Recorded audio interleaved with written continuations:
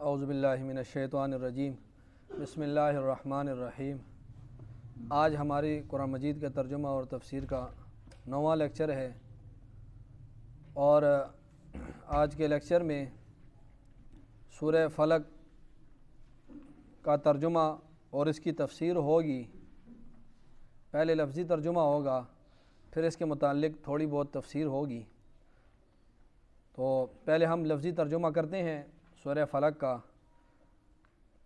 یہ سورہ فلق جو ہے یہ 5 آیتوں پر مشتمل ہے اور مکی صورت ہے۔ بسم اللہ الرحمن الرحیم، قرآن کی طرف دیکھیں۔ قل اعوذ برب الفلق۔ قل کا مطلب کہہ دیجئے، قل کا مطلب کہہ دیجئے۔ یہ بار بار پیچھے بھی گزر چکا ہے، قل هو اللہ احد، قل یا ایھا الکافرون، یہ قل گزر چکا ہے۔ قل کا مطلب کہہ دیجئے۔ اعوذ، اعوذ کا مطلب میں پناہ لیتا ہوں۔ اعوذ کا مطلب میں پناہ لیتا ہوں، میں پناہ چاہتا ہوں، میں پناہ میں آتا ہوں۔ تو اعوذ میں پناہ لیتا ہوں۔ برب، برب میں جو با ہے ساتھ، اس کا ترجمہ ساتھ بھی کیا جاتا ہے، اور ذریعہ، یہ اس با کا ترجمہ ساتھ کے ساتھ بھی کیا جاتا ہے، اور ذریعہ بھی اس کا ترجمہ اس با کا کیا جاتا ہے۔ عربی فصیح زبان ہے، ایک لفظ کے کئی ترجمے اس کے بنتے ہیں۔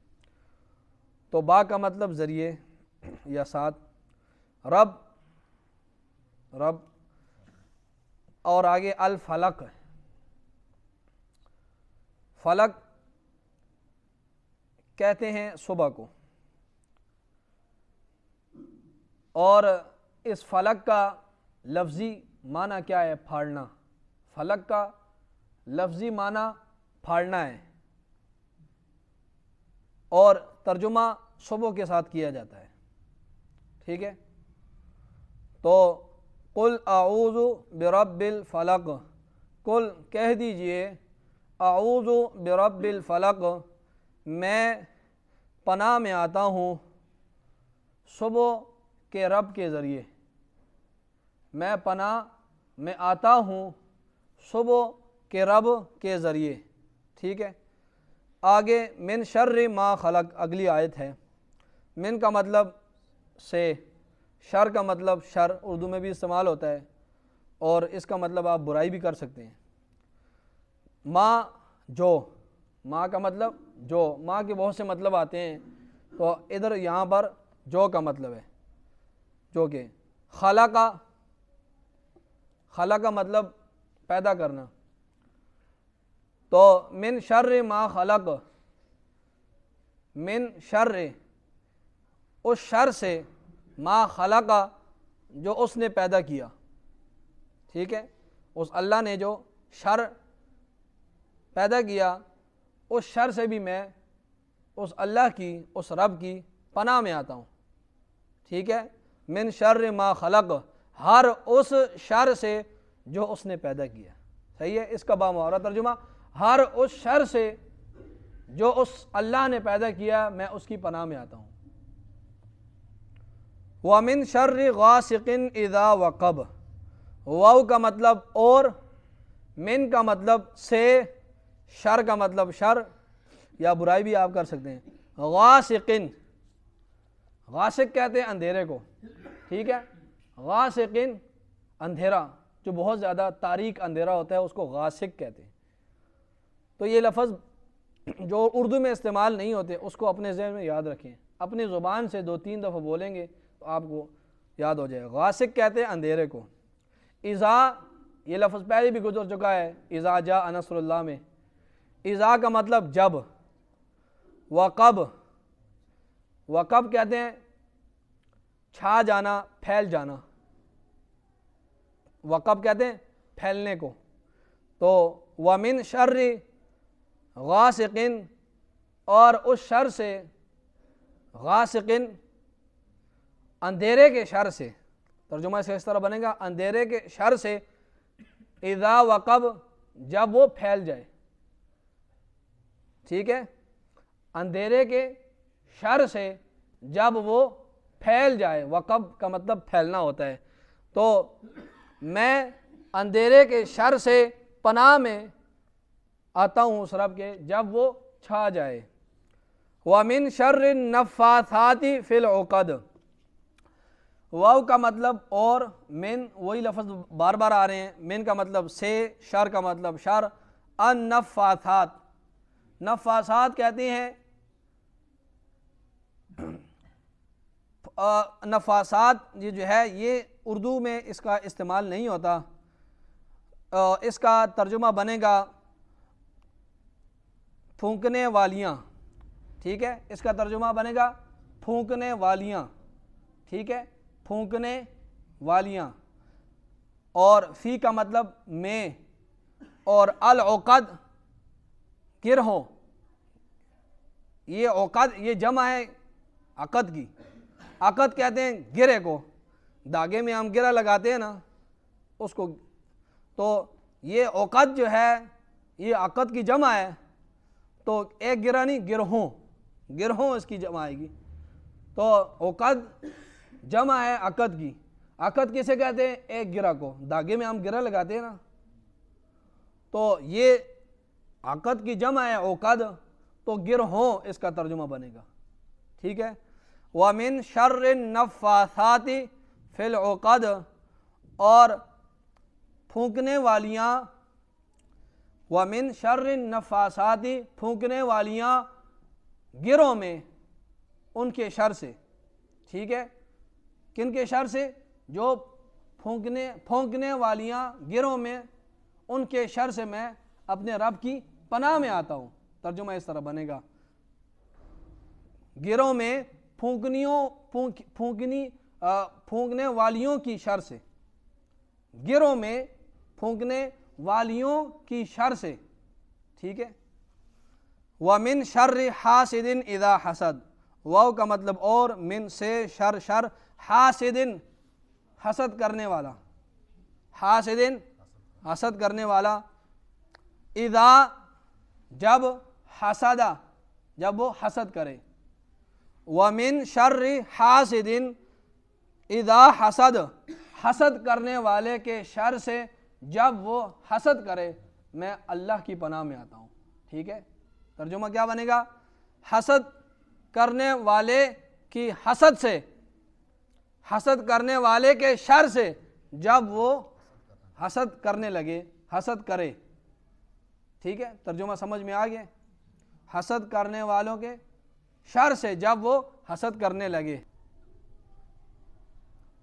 یہودیوں میں سے ایک آدمی تھا لبید بن اسم، لبید بن اسم، اور اس کی بیٹیوں نے رسول اللہ صلی اللہ علیہ وسلم پر جادو کیا، یہ یہودی تھا، تو اس لبید بن اسم اور اس کی بیٹیوں نے رسول اللہ صلی اللہ علیہ وسلم پر جادو کیا، جس کی وجہ سے رسول اللہ صلی اللہ علیہ وسلم نے بہت سے کام نہیں کیے ہوتے، لیکن آپ یہ سمجھتے کہ میں نے یہ کام کر لیے، یا آپ نے بہت سے کام کر لیے ہوتے لیکن اس جادو کی وجہ سے آپ یہ سمجھتے کہ میں نے یہ کام نہیں کیا، آپ کی طبیعت اس جادو سے خراب ہونے لگی، آپ نے اپنے آپ کو محسوس کیا کہ میری طبیعت ٹھیک نہیں ہے، آپ کی بیویوں نے بھی، ان کو بھی پتہ چل گیا کہ رسول اللہ صلی اللہ علیہ وسلم کی طبیعت ٹھیک نہیں ہے، کیونکہ بعض اوقات آپ ایک بیوی کے پاس نہیں جاتے اور یہ سمجھتے کہ میں اس بیوی کے پاس گیا ہوں،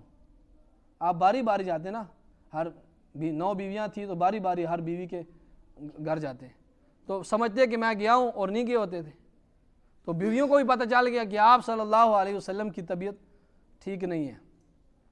رسول اللہ صلی اللہ علیہ وسلم نے اللہ سے دعا مانگی کہ یا اللہ میری طبیعت خراب ہے،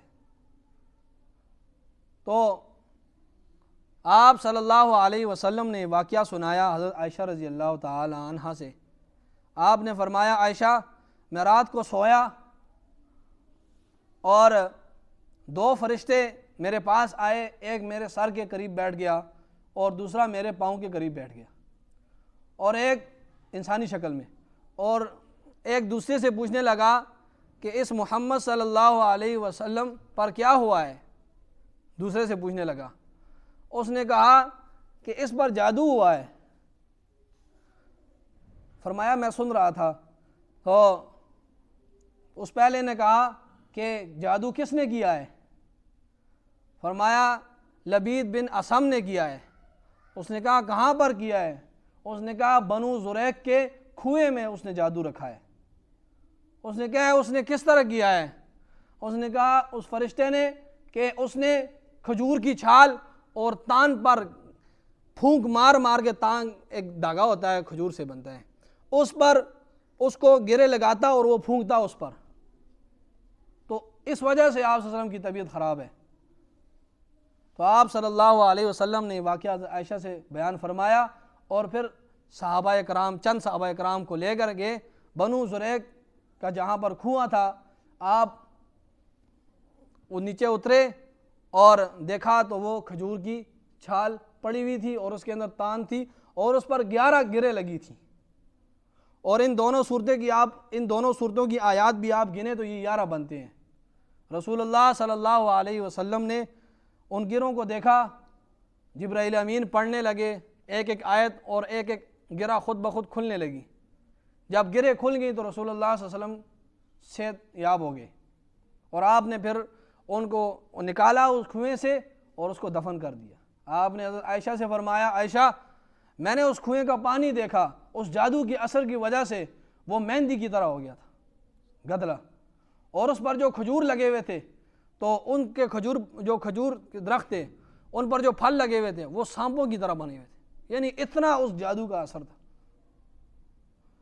تو اس موقع پر آپ صلی اللہ علیہ وسلم نے جو دعا مانگی اور پھر یہ دونوں صورتیں نازل ہوئیں، اور آپ صلی اللہ علیہ وسلم کو اللہ رب العزت نے یہ تلقین فرمائی کہ جادو سے حفاظت کے لیے آپ یہ پڑھا کریں۔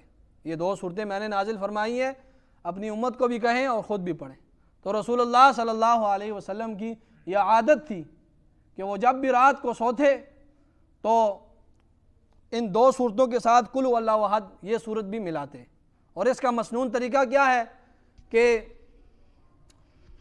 اعوذ باللہ من الشیطان الرجیم پڑھیں، بسم اللہ نہ پڑھیں، قل هو اللہ احد پڑھیں، پھر قل اعوذ برب الفلق پڑھیں، قل اعوذ برب الناس پڑھیں، تینوں کو پڑھ کے اپنے ہاتھوں پر پھونکیں، اور پھر وہ ہاتھ جسم جہاں جہاں تک جا سکتے ہیں ان ہاتھوں کو پہنچائیں۔ 1 مرتبہ کریں، پھر دوسری مرتبہ اسی طرح کریں، پھر تیسری مرتبہ اس طرح کریں۔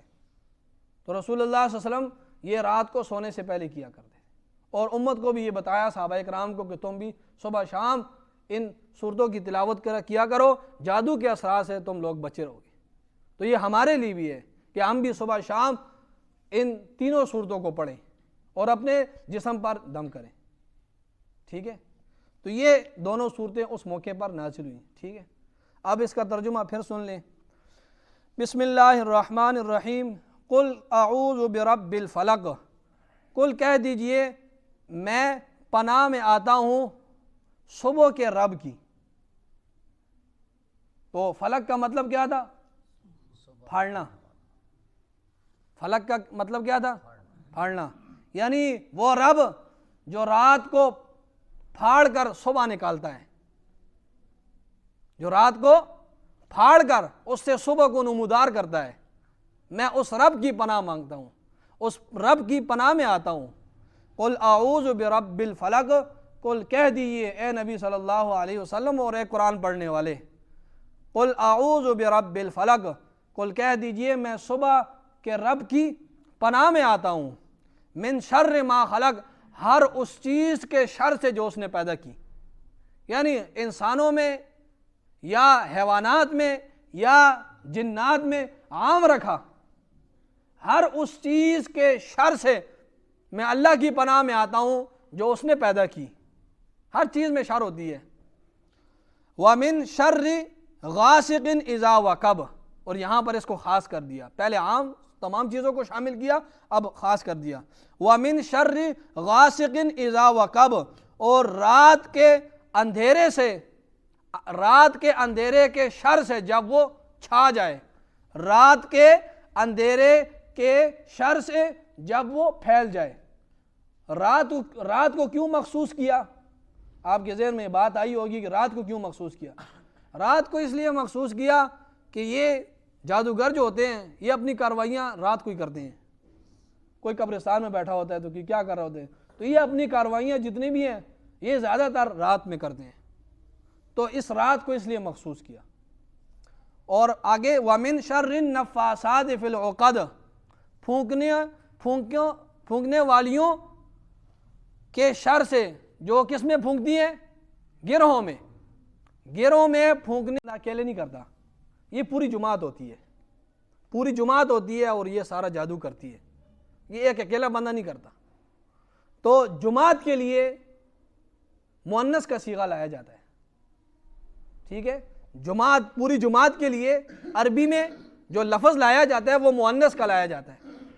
اردو میں بھی ہم کہتے ہیں جماعت کھڑی ہے، نماز کے لیے جماعت کھڑی ہے، ہم کھڑا نہیں کہتے۔ تو جماعت کے لیے مؤنث کا صیغہ، مؤنث کا لفظ لایا جاتا ہے۔ ہم اردو میں کیا کہتے ہیں؟ نماز کے لیے جماعت کھڑی ہے، کھڑا ہے ہم نہیں کہتے۔ تو اسی طرح یہ جادو جو کرتے ہیں یہ پوری ایک جماعت کرتی ہے، تو اس لیے فرمایا کہ پھونکنے والیوں کے شر سے، جو وہ پھونکتے ہیں کس میں؟ گروہوں میں، گروہ میں پھونکنے والیوں کے شر سے۔ یا دوسرا مطلب یہ ہے کہ اس سے عورتیں مراد ہیں، زیادہ تر یہ جادو کا کام جو کرتی ہیں یہ عورتیں ہی کرتی ہیں، ٹھیک ہے؟ یہ عورتیں ہی کرتی ہیں، تو اس لیے عورتوں کا ذکر کیا۔ یہ زیادہ تر جادو، یہ جتنی بھی یہ سارے یہ عورتیں ہی کرتی ہیں، تو اس سے یہ مراد ہے، ٹھیک ہے؟ سمجھ آ گئی ہے؟ وَمِن شَرِّ حَاسِدٍ اِذَا حَسَدَ، اور حسد کرنے والے کے شر سے جب وہ حسد کرنے لگے، ٹھیک ہے؟ وَمِن شَرِّ حَاسِدٍ اِذَا حَسَدَ، حسد کرنے والے کے شر سے جب وہ حسد کرنے لگے۔ یہ سورت کا ترجمہ آ گیا آپ کو؟ اللہ تعالیٰ سے دعا ہے اللہ رب العزت ہم سب کو قرآن سمجھنے کی اور اس پر عمل کرنے کی توفیق عطا فرمائے۔